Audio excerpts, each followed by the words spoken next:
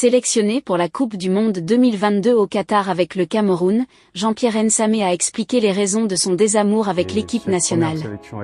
Lors d'une interview pour le compte YouTube F-Training, Jean-Pierre Nsamé, 31 ans, a dévoilé les coulisses de sa relation compliquée avec la sélection du Cameroun, avec qui il ne compte que 4 caps en 7 ans malgré les nombreux buts qu'il inscrit chaque saison en Europe. L'attaquant de Como en Série B, seconde division italienne, est revenu en long et en large sur les conditions dans le vestiaire alors en inadéquation avec sa personnalité. Ma première sélection en équipe nationale, en 2017 ? Elle se passe bien, j'arrive motivé mais au bout de 2 jours je perds la motivation.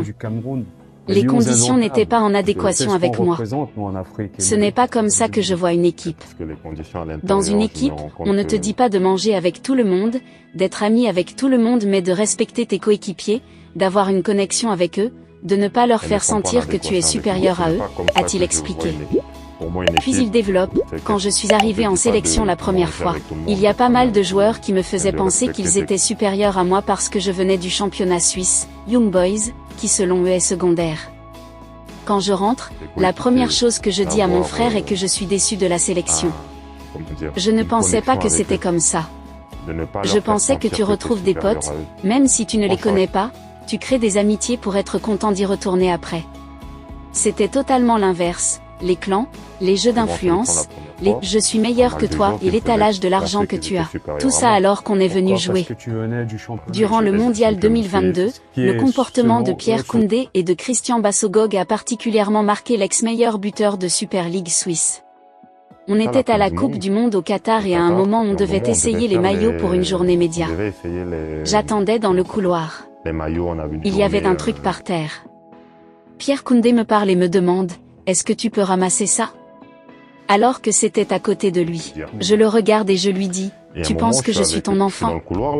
Il me dit « Non mais, il me le dit avec un ton de supériorité. » Je dis « Écoute, je suis gentil mais moi il ne faut pas me chercher. » Christian Bassogog qui était à côté pensait que je parlais dans un sens où j'allais faire quelque chose, il me dit « Ici, tu ne vas rien faire. » Je dis « Qui t'a dit que je vais faire quelque chose ?»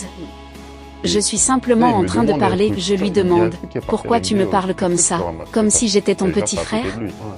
Il me répond « Parce que toi à chaque fois qu'on te parle, tu es toujours tranquille et tout. » J'ai dit « Ah d'accord, c'est parce que je suis gentil que vous pensez que je suis faible. » C'est là que j'ai compris que non.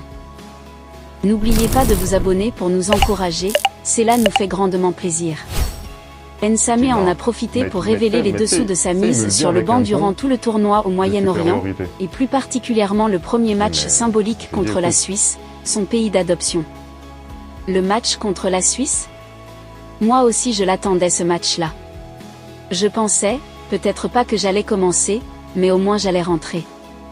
La veille du match, je suis convoqué par le coach, adjoint, Migné, qui me félicite de la saison que j'étais en train de faire. Me dit que Choupo-Moting et moi on est très en forme, mais que pour lui, ça va être compliqué que je puisse jouer, a-t-il fait savoir.